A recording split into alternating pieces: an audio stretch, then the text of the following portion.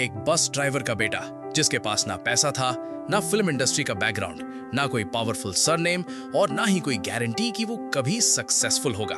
लेकिन एक दिन इसी लड़के ने इंडियन सिनेमा का एक ऐसा कैरेक्टर क्रिएट किया जिसका नाम सुनते ही थिएटर्स हिलने लगे, लोग सीटियां बजाने लगे और पूरी दुनिया उसे रॉकी भाई के नाम से जानने लगी। लेकिन सवाल यह है, क्या रॉकी भाई की कहानी असल में सिर्फ केजीएफ से शुरू होती है या फिर उसके पीछे छुपा है सालों का स्ट्रगल, सैक्रिफाइस और एक ऐसा सफर जिसके बारे में बहुत कम लोग जानते हैं। ये है रॉकिंग स्टार यश की कहानी। 8 जनवरी 1986 कर्नाटका के हसन डिस्ट्रिक्ट के पास एक छोटे से टाउन भुवनाली में एक बच्चे का जन्म हुआ। उसका नाम रखा गया नवीन कुमार गौड़ा। उस वक्त किसी को अंदाजा नहीं था कि ये बच्चा एक दिन पूरी दुनिया में यश के नाम से पहचाना जाएगा। उसके पिता का नाम था अरुण कुमार गौड़ा। वो Karnataka state road transport corporation के KSRTC में बस ड्राइवर थे। हर दिन सुबह जल्दी उठकर बस चलाना, लंबी ड्यूटी करना और पूरे परिवार की जिम्मेदारी उठाना, यही उनकी जिंदगी थी। उनकी मां का नाम था पुष्पा।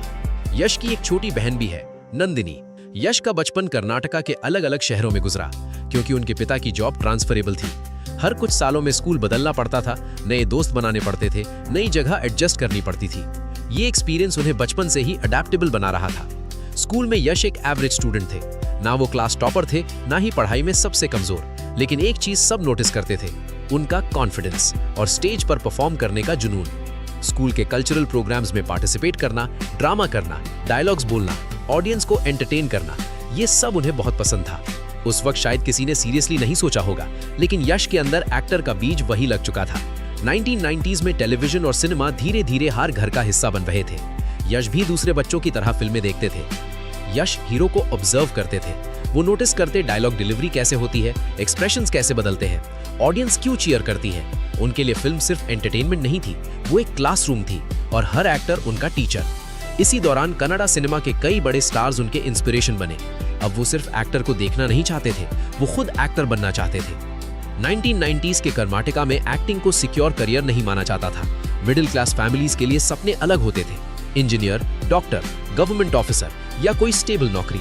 एक्टर बनना ये ज्यादातर लोगों को इम्पॉसिबल लगता था और अगर किसी का फिल्म बैकग्राउंड ना हो तो चांसेस और भी कम हो जाते थे। लेकिन यश के अंदर कुछ और ही चल रहा था। जितना लोग उन्हें प्रैक्टिकल बनने को कहते, उतना ही उनका सपना बड़ा होता गया। 1999 के आसपास स्कूल की पढ़ाई के बाद यश ने अपने पेरेंट्स से एक्टिंग के बारे में खुलकर बात करनी शुरू की। उन्होंने कहा कि उनका सपना एक्टर बनना है, लेकिन उनके पिता अरुण कुमार गौड़ा इस बात को लेकर परेशान थे। वो एक्टिंग के खिलाफ नहीं थे, लेकिन वो इंडस्ट्री की रियलिटी जानते थे।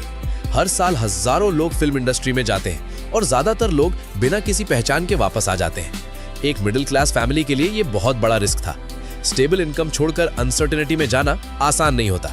इसलिए शुरू में उन्होंने यश को समझाया, लेकिन यश का डिसीजन बदलने वाला नहीं था। उन्होंने कहा, अगर कोशिश ही नहीं करूंगा तो जिंदगी भर रिग्रेट रहेगा। अरुण कुमार गौड़ा ने आखिरकार अपने बेटे की आंखों में वो जुनून देख लिया। उन्होंने सपने को रोकने के बजाय एक शर्त रखी, मेहनत कभी मत छोड़ना और अगर स्ट्रगल आए तो भागना मत। ये एडवाइस यश जिंदगी भर नहीं भूले। बेंगलुरु की तरफ सफर। अपने सपने के साथ बहुत कम पैसे लेकर यश बेंगलुरु पहुंच गए। उस वक्त उनके पास कोई लग्जरी नहीं थी, ना अपना घर, ना गाड़ी, ना कोई फिल्म प्रोड्यूसर उनका इंतजार कर रहा था। सिर्फ एक शहर था और उस शहर में लाखों लोग अपनी पहचान बनाने की रेस में लगे हुए थे। यश ने बाद में कई इंटरव्यूज में बताया कि बेंगलुरु आकर उन्हें जल्दी समझ आ गया था कि एक्टिंग सिर्फ टैलेंट का गेम नहीं है, यहाँ पेशेंस भी उतना ही जरूरी है। कई बार पूरा दिन काम नहीं मिलता था, कई बार सिर्फ ऑडिशंस के लिए घंटों वेट करना पड़ता था और अक्सर जवाब होता था नहीं। थिएटर बना एक्टिंग स्कूल। फिल्म इंडस्ट्री में सीधा हीरो बनना लगभग नामुमकिन था, इसलिए यश ने एक अलग रास्ता चुना। उन्होंने ज्वाइन किया बेनेका ड्रामा ट्रूप, जो प्रसिद्ध थिएटर आर्टिस्ट BV करण से जुड़ा हुआ एक मशहूर रंगमंच ग्रुप था। यहीं से उनकी असली ट्रेनिंग शुरू हुई। थिएटर में ग्लैमर नहीं होता, यहाँ सिर्फ एक्टिंग होती है। हर एक्सप्रेशन, हर डायलॉग, हर बॉडी मूवमेंट, सब पर काम करना पड़ता है। कभी एक्टर स्टेज साफ करता है, कभी कॉस्ट्यूम संभालता है, कभी लाइट्स लगाता है और कभी ऑडियंस के सामने परफॉर्म करता है। यश ने इनमें से हर काम किया। उन्होंने कभी किसी काम को छोटा नहीं समझा। बाद में यश ने कहा था कि अगर थिएटर ना होता तो शायद वो कभी एक्टर नहीं बन पाते। पैसों की तंगी। स्ट्रगल सिर्फ एक्टिंग की नहीं थी, रोज की जिंदगी चलाना भी एक चैलेंज था। लिमिटेड पैसे में रूम रेंट देना, खाना खाना, ट्रैवल करना, सब केयरफुली मैनेज करना पड़ता था। कई बार एक ही व्हील में पूरा दिन निकल जाता था। कभी लोकल बसेस में घंटों सफर करना पड़ता था, कभी पैदल चलना पड़ता था। लेकिन यश ने कभी घर फोन करके कंप्लेन नहीं की। वो नहीं चाहते थे कि उनके पेरेंट्स परेशान हो। 2004 पहली किरण। लगभग 5 साल की लगातार स्ट्रगल के बाद इंडस्ट्री के कुछ लोगों ने इस नए लड़के को नोटिस करना शुरू किया। उसकी एनर्जी अलग थी, उसका कॉन्फिडेंस अलग था। इसी दौरान टेलीविजन इंडस्ट्री से एक मौका सामने आया। ये रोल बड़ा नहीं था, ना ही इससे कोई सुपरस्टार बनने वाला था, लेकिन हर बड़े सफर की तरह ये भी एक छोटा सा पहला कदम था। और इसी कदम के साथ नवीन कुमार गौड़ा के नाम धीरे धीरे कन्नड़ टेलीविजन की दुनिया में सुना जाने लगा। शुरुआत आसान नहीं थी। कैमरा के सामने थिएटर और टेलीविजन में बहुत फर्क होता है। हर शूटिंग के बाद वो अपनी परफॉर्मेंस ऑब्जर्व करते, गलतियां नोट करते और अगले दिन उन्हें इंप्रूव करते। 2005 के आसपास कन्नड़ टेलीविजन का एक पॉपुलर सीरियल था, नंदा गोकुला। इसी सीरियल ने पहली बार ऑडियंस को यश का टैलेंट दिखाया। इसी दौरान एक इंटरेस्टिंग चीज हुई। उनका असली नाम था नवीन कुमार गौड़ा, लेकिन इंडस्ट्री में पहले से ही कई लोग नवीन नाम से काम कर रहे थे। एक अलग आइडेंटिटी बनाना जरूरी था। तब उन्होंने अपने लिए एक नया नाम चुना, यश। उस वक्त किसी ने नहीं सोचा था कि एक दिन ये नाम सिर्फ कर्नाटका ही नहीं, पूरे इंडिया में गूंजेगा। 2007 ये साल यश की जिंदगी में टर्निंग पॉइंट बनकर आया। उन्हें कन्नड़ फिल्म जंबदा हुदगी में एक छोटा रोल मिला। रोल लीड नहीं था, स्क्रीन टाइम ज्यादा नहीं था, लेकिन यश के लिए यह सपने का पहला दरवाजा था।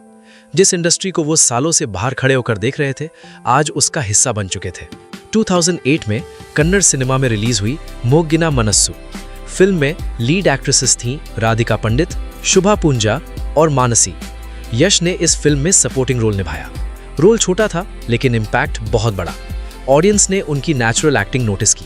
क्रिटिक्स ने भी उनकी परफॉर्मेंस की तारीफ की। इस फिल्म के लिए उन्हें film fair award for best supporting actor Kannada मिला। सिर्फ कुछ साल पहले जो लड़का बैक स्टेज में प्रॉप्स उठा रहा था, अब वही फिल्म फेयर ट्रॉफी हाथ में पकड़े खड़ा था। ये सिर्फ एक अवार्ड नहीं था, ये प्रूफ था कि उनकी स्ट्रगल सही डायरेक्शन में जा रही थी। राधिका पंडित से पहली मुलाकात। इसी फिल्म के सेट पर यश की मुलाकात हुई राधिका पंडित से। उस वक्त दोनों सिर्फ को स्टार्स थे, प्रोफेशनल रिलेशनशिप थी।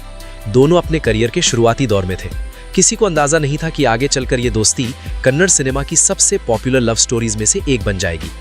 2008 में मोगिना मनासु की सक्सेस के बाद कनाडा फिल्म इंडस्ट्री ने यश को सिर्फ सपोर्टिंग एक्टर नहीं, बल्कि एक फ्यूचर लीड हीरो के रूप में देखना शुरू कर दिया।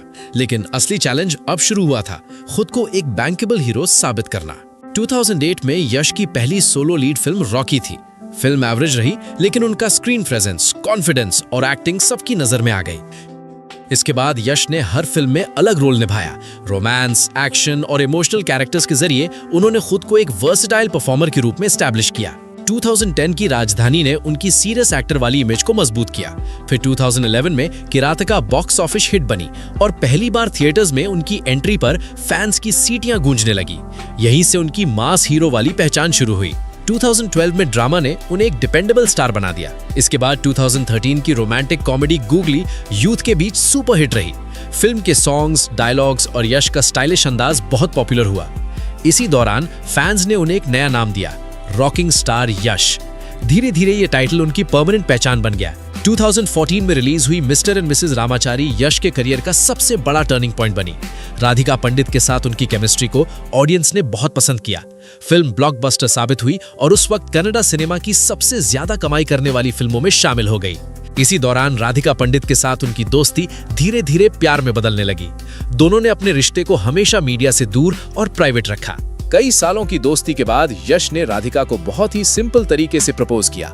न मीडिया न कैमरास, सिर्फ एक honest conversation.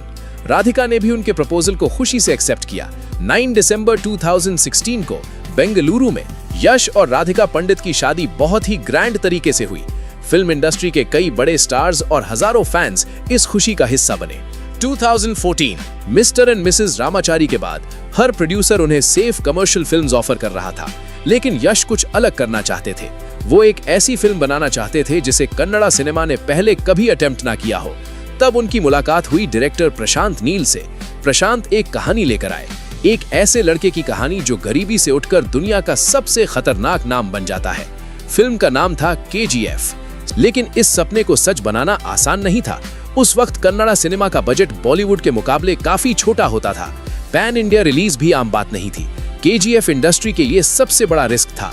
Huge mining sets, period backdrop, mass action और बहुत बड़ा बजट। कई लोगों को लगता था कि इतना बड़ा इन्वेस्टमेंट रिकवर करना मुश्किल होगा, लेकिन यश और प्रशांत नील को अपनी कहानी पर पूरा भरोसा था। यश ने रॉकी के कैरेक्टर के लिए महीनों तक तैयारी की।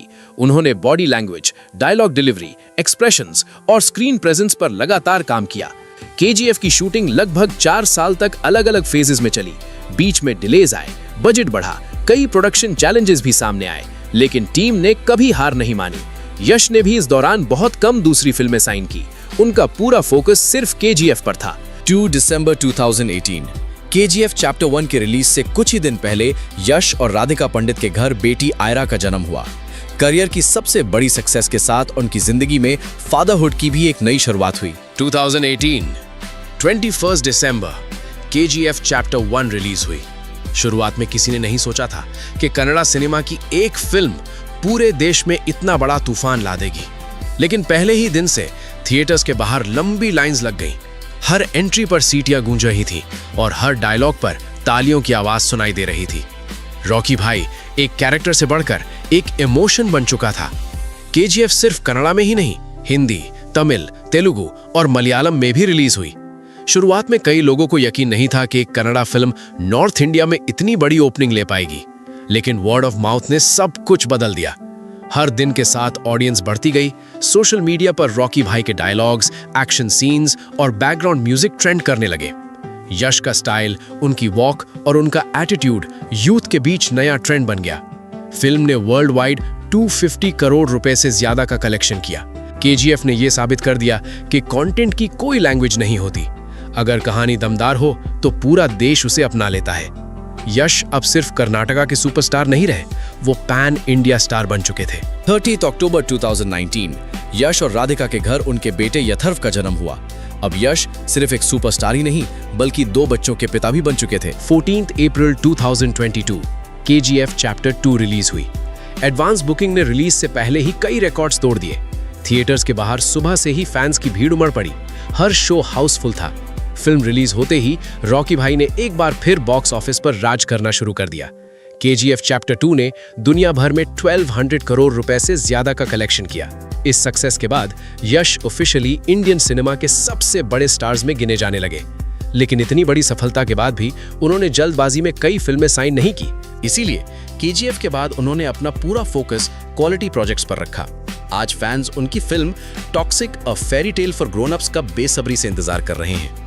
ये फिल्म यश के करियर का एक और अलग चैप्टर मानी जा रही है। इसके साथ ही इंडियन सिनेमा के सबसे एम्बिशियस प्रोजेक्ट्स में से एक रामायणा से भी यश जुड़े हुए हैं। इस प्रोजेक्ट में वो सिर्फ रावण का पावरफुल किरदार ही नहीं निभा रहे, बल्कि को प्रोड्यूसर के रूप में भी इस फिल्म का हिस्सा है। ये दिखाता है कि अब उनका सपना सिर्फ एक एक्टर बनना नहीं, बल्कि इंडियन सिनेमा को ग्लोबल लेवल तक पहुंचाना भी है। स्क्रीन के बाहर यश की सबसे बड़ी दुनिया उनका परिवार है। पत्नी राधिका पंडित, बेटी आयरा और बेटा यथर्व। चाहे शूटिंग कितनी भी बिजी हो, वो फैमिली के लिए वक्त निकालना कभी नहीं भूलते। वो मानते हैं इंसान कितना भी बड़ा स्टार क्यों ना बन जाए, उसकी सबसे बड़ी जिम्मेदारी उसका परिवार होता है। इसीलिए वो अपने बच्चों की परवरिश में भी उतनी ही दिलचस्पी लेते हैं जितनी अपनी फिल्मों में। एक बस ड्राइवर के बेटे से लेकर इंडियन सिनेमा के सबसे बड़े सुपरस्टार्स में अपनी जगह बनाना, ये सफर आसान नहीं था। उन्होंने ये साबित कर दिया कि टैलेंट अगर मेहनत के साथ जुड़ जाए तो कोई भी सपना छोटा नहीं होता। और शायद इसीलिए दुनिया उन्हें सिर्फ रॉकिंग स्टार नहीं, बल्कि रॉकी भाई के नाम से याद रखेगी। The end.